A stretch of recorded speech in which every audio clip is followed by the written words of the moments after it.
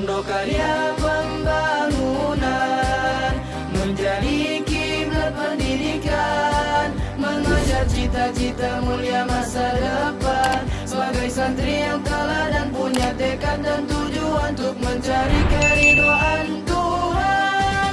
Pondok Karya Pembangunan menjadi kiblat pendidikan, mengejar cita-cita mulia masa depan.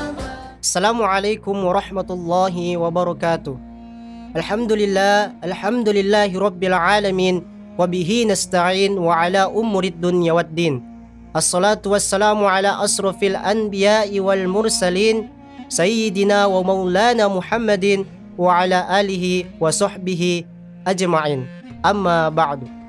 Sahabat PKV TV dimanapun berada, pada program Jendela Santri kali ini perkenankan saya Fajrin Amir, santri Madrasah Aliyah PKP Manado. Perkenankan saya akan membawakan tema pada kesempatan ini, yakni beberapa peristiwa yang terjadi pada bulan Muharram. Minal hawadithil lati yuqalu innaha waqa'at fi hadha asy-syahr. Innallaha subhanahu wa ta'ala najja fihi Nuhan wa man amana ma'ahu minal ghulqi.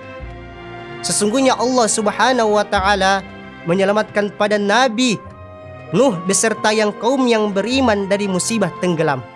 Nabi Nuh alaihi salam diuji kesabarannya dari kaumnya selama 950 tahun berdakwah. Hanya ada 80 orang pengikut di antara kaumnya. Bahkan istrinya pun tidak mau taat terhadap Nabi Nuh alaihi salam. Hingga Allah subhanahu wa ta'ala menghanyutkan kaumnya dengan banjir yang besar. Lalu Allah selamatkan Nabi Musa dan pengikutnya dengan menaiki perahu. Dalam peristiwa tersebut, istri dan anaknya pun ikut hanyut ke dalam banjir besar. Allah subhanahu wa ta'ala berfirman dalam Al-Quran surat Nuh ayat 25 sampai 26. A'udzu billahi minasyaitonir rajim. Bismillahirrahmanirrahim. Mimma khati'atihim ugriku fa'udkhilu narah falam yajidu lahum min dunillahi ansara wa qala Nuhu rabbi la tadar 'alal ardi minal kafirina dayyara. Disebabkan kesalahan-kesalahan mereka ditenggelamkan lalu dimasukkan ke neraka, maka mereka tidak dapat penolong selain Allah subhanahu wa ta'ala. Dan Nuh berkata, ya Tuhanku, janganlah engkau biarkan seorang pun di antara orang-orang kafir itu tinggal di atas bumi. Kemudian warafa'a fihi Idris fawqas sama'i rabi'ah, dan mengangkat Nabi Idris ke atas langit keempat. Nabi Idris alaihi salam diketahui mempunyai ilmu yang sempurna, keyakinan yang kokoh, dan banyaknya amal soleh. Selain itu juga dia juga diuji oleh Allah Ta'ala akan sifat pembenaran yang sempurna. Allah Ta'ala juga mengangkat namanya ke seluruh penjuru alam, serta Allah angkat kedudukannya di antara makhluk yang dekat dengannya. Dalam Al-Quran dan Sunnah tidak terlalu panjang lebar cerita akan Nabi Idris alaihi salam. Dalam Al-Quran ada beberapa ayat yang menyebut langsung tentangnya. Di antaranya, A'udzu billahi minasyaitonir rajim. Bismillahirrahmanirrahim. Wadhkur fil kitabi Idrisa innahu kana siddiqan nabiyya wa rafa'nahu makanan 'aliyya. Dan ingatlah apa di dalam Alkitab tentang Nabi Idris alaihi salam. Dia adalah seorang sangat pembenar, lagi seorang nabi. Mujahid menjelaskan tentang ayat tersebut bahwa Nabi Idris alaihi salam diangkat ke langit dalam keadaan tidak mati seperti Nabi Isa alaihi salam. Tafsir At-Tabari dengan sanad yang sahih. Ada riwayat lain yang menjelaskan bahwa dia diangkat malaikat ke langit. Kemudian datanglah malaikat maut mencabut nyawanya di sana. Wallahu alam bisawab. Nabi Idris alaihi salam bertemu Rasulullah sallallahu alaihi wasallam di langit yang keempat saat peristiwa Miraj. Hal ini menunjukkan bahwa Allah subhanahu wa ta'ala menempatkan kedudukannya pada derajat yang tinggi di antara para nabi lainnya. Selanjutnya, wa atfa'a narun Namrud an Ibrahim. Allah memadamkan api yang dinyalakan Raja Namrud untuk Nabi Ibrahim. Nabi Ibrahim alaihissalam saat itu dimasukkan ke dalam sebuah alat pelontar batu besar atas saran seorang badui dari kalangan penduduk negeri Persia berbangsa Kurdi. Setelah mereka melemparkan Nabi Ibrahim ke dalam api itu, Nabi Ibrahim mengucapkan, "Cukuplah Allah bagiku. Dia adalah sebaik-baik pelindung," seperti yang disebutkan di dalam riwayat yang dikemukakan oleh Imam Bukhari melalui Ibnu Abbas, bahwa Ibnu Abbas pernah berkata, "Cukuplah Allah bagiku. Dia adalah sebaik-baiknya pelindung." Kalimat inilah yang diucapkan oleh Nabi Ibrahim ketika ia dilemparkan ke dalam nyala api, sehingga Allah Subhanahu wa Ta'ala berfirman, Quran surat Al-Anbiya ayat 69, "A'udzu billahi minasyaitonir rajim. Bismillahirrahmanirrahim. Qulna ya naru kuni bardaw wa salaman ala Ibrahim." Wahai api, jadilah dingin dan keselamatan bagi Ibrahim. Kemudian yang berikutnya, waradda ila Ya'quba waladahu wa basarah. Dan Allah mengembalikan kepada Nabi Yakub anak dan penglihatannya. Kisah kesedihan Nabi Yakub karena kabar kehilangan putranya Yusuf membuatnya sakit parah. Bahkan sempat kehilangan penglihatannya, larut dalam kesedihan yang akan menyebabkan sakitnya makin parah dan dapat membuatnya dirinya meninggal. Namun kesedihan Nabi Yakub alaihissalam berubah menjadi sukacita tatkala dirinya mengetahui Yusuf dan Benyamin masih ada. Dia pun ingin segera bertemu dengan kedua anaknya itu. Mata Nabi Yakub alaihissalam yang semula buta dapat kembali pulih usai wajahnya diusap dengan baju Nabi Yusuf alaihissalam. Kesembuhan Nabi Yakub alaihissalam itu dilukiskan dalam firman Allah surat Yusuf ayat 96. A'udzu billahi minasyaitonir rajim. Bismillahirrahmanirrahim. Falamma anja al-bashiru alqahu ala wajhihi fartadda basira. Qala alam aqul lakum inni a'lamu minallahi ma la ta'lamun. Maka ketika telah tiba pembawa kabar gembira itu, maka diusapkannya baju itu ke wajahnya Yakub, lalu ia dapat melihat kembali. Dia Yakub berkata, "Bukankah telah aku katakan kepadamu bahwa aku mengetahui dari Allah Subhanahu wa Ta'ala apa yang tidak kamu ketahui?" Selanjutnya, wa taba'ala Daud wa ja'alahu khalfiyatan fil ard. Dan Allah menerima taubat Nabi Daud dan menjadikannya khalifah di muka bumi. Kisah Nabi Daud bertobat tertera pada Quran surat Shad 21-25. Suatu saat Nabi Daud alaihissalam kedatangan dua orang pemuda yang saling berseteru satu sama lain.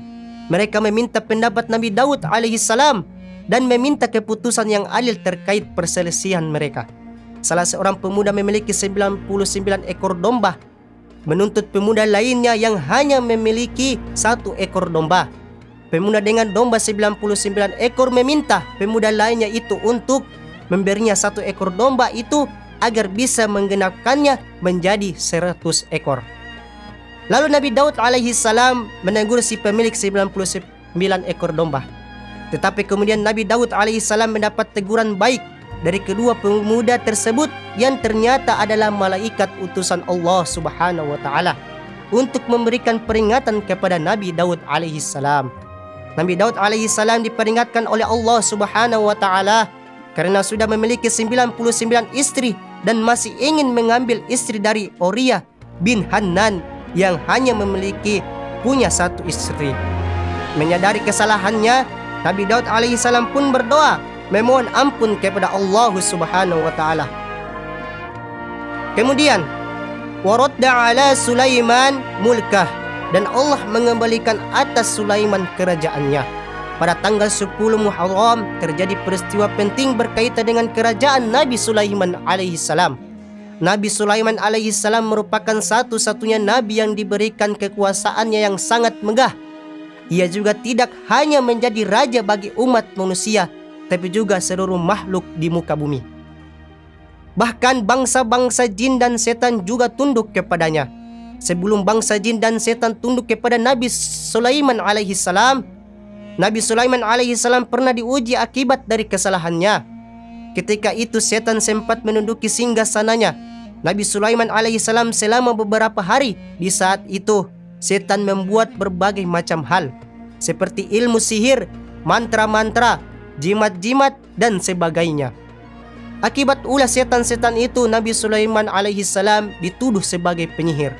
Lalu Allah menyampaikan bahwa mereka hanya mengikuti apa yang dikatakan oleh setan-setan di atas kerajaan Nabi Sulaiman alaihi salam. Hingga akhirnya Nabi Sulaiman alaihi salam pun bertaubat dengan berdoa sebagaimana yang tercantum pada Quran surat Shad ayat 35. A'udzu billahi minasyaitonir rajim. Bismillahirrahmanirrahim. Qala rabbighfirli wa habli mulkan la yanbaghi li ahadin min ba'di innaka antal wahhab. Dia berkata, wahai Tuhanku, ampunilah aku dan anugerahkanlah kepadaku kerajaan yang tidak patut dimiliki oleh seorang pun sesudahku. Sesungguhnya engkaulah yang maha pemberi. Wa anwaja Musa wa qaumuhu min Fir'aun. Dan Allah menyelamatkan Nabi Musa dari kaum Fir'aun. Ada sebuah peristiwa besar dan bersejarah bukan hanya bagi umat muslim tapi juga orang-orang Yahudi. Peristiwa tersebut adalah saat di mana Nabi Musa alaihi salam dan orang-orang Bani Israel selamat dari kerajaan Fir'aun. Saat itu Nabi Musa alaihi salam dan pengikutnya lari hingga ke Laut Merah. Lalu Allah belah Laut Merah untuk Nabi Musa alaihi salam dan pengikutnya agar dapat melewatinya. Fir'aun yang berada di belakangnya mengejar mereka ikut melewati Laut Merah.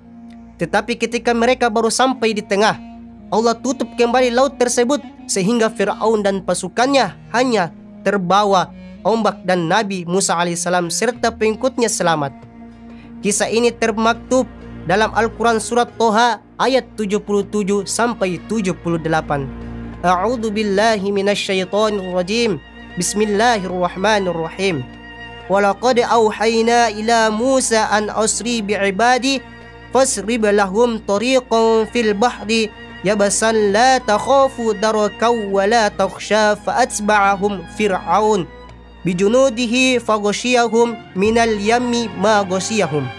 Dan sungguh telah kami wahyukan kepada Musa alaihi salam, pergilah bersama hamba-hambaku Bani Israel pada malam hari, dan pukullah buatlah untuk mereka jalan yang kering di laut itu. Engkau tidak perlu takut akan tersusul dan tidak perlu khawatir akan tenggelam. Peristiwa itu juga terjadi pada 10 Muharram. Pada tanggal inilah Nabi Musa alaihi salam berpuasa sebagai bentuk rasa bersyukur kepada Allah Subhanahu wa taala. Sehingga tidak hanya umat muslim yang berpuasa di tanggal 10 Muharram, tetapi orang-orang Yahudi pun juga berpuasa. Dan yang berikutnya, wa fihi rufi'a Isa ila Allah. Dan pada bulan ini juga Nabi Isa alaihissalam diangkat ke langit dengan kekuasaan Allah Subhanahu wa taala. Sebuah peristiwa besar terjadi pada 10 Muharram. Saat itu terjadi menjadi peristiwa diangkatnya Nabi Isa alaihissalam ke surga, sebagaimana yang telah diceritakan di dalam Al-Quran surat An-Nisa ayat 157 sampai 159 yang artinya, sesungguhnya kami membunuh Al-Masih Isa putra Maryam, Rasul Allah, padahal mereka tidak membunuhnya dan tidak pula menyalibnya, tetapi yang mereka bunuh ialah orang yang diserupakan dengan Isa bagi mereka. Sesungguhnya orang-orang yang berselisih paham tentang pembunuhan Isa benar-benar dalam keraguan tentang yang dibunuh itu. Mereka tidak mempunyai keyakinan tentang siapa yang dibunuh itu, kecuali mengikuti persangka belaka. Mengangkat, mereka tidak pula yakin bahwa yang mereka bunuh itu adalah Isa, tetapi yang sebenarnya Allah telah mengangkat Isa kepadanya. Dan adalah Allah Maha Perkasa lagi Maha Bijaksana. Tidak ada seorang pun dari ahli kitab kecuali akan beriman kepada Isa sebelum kematiannya. Dan di hari kiamat nanti, Isa itu akan menjadi saksi terhadap mereka. Wa min ahammi ma hadatha fi hadha syahri hijaratu Rasulullah sallallahu alaihi wasallam. Dan peristiwa yang terpenting pada bulan ini adalah hijrah Rasulullah Shallallahu Alaihi Wasallam. Selama 13 tahun Rasulullah Shallallahu Alaihi Wasallam berdakwah di kota Mekah. Ada begitu banyak ujian yang dihadapinya, penolakan dari kaumnya bahkan orang terdekatnya, yaitu pamannya, tidak hanya berupa ancaman secara fisik tetapi juga mental. Hijrah Rasulullah Shallallahu Alaihi Wasallam dari Mekah menuju Madinah merupakan sejarah yang penting yang membuka pintu dakwah yang lebih luas. Dakwah Rasulullah Shallallahu Alaihi Wasallam menjadi lebih cepat meluas setelah Islam disambut gembira oleh penduduk Madinah. Peristiwa ini juga bertepatan di bulan Muharram. Banyaknya peristiwa yang penting yang dialami oleh para nabi. Bulan Muharram menjadi bulan yang istimewa. Banyak keutamaan yang dimiliki oleh bulan Muharram.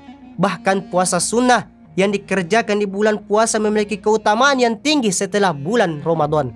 Itulah penjelasan dari beberapa peristiwa penting yang terjadi di bulan Muharram. Bulan yang penuh dengan kemuliaan. Semoga Allah senantiasa membimbing kita untuk terus menjadi pribadi yang taat dan mengampuni segala kesalahan kita yang telah berlalu. Akhirul kalam. Wassalamualaikum warahmatullahi wabarakatuh. Sampai jumpa di Jendela Santri berikutnya. Untuk karya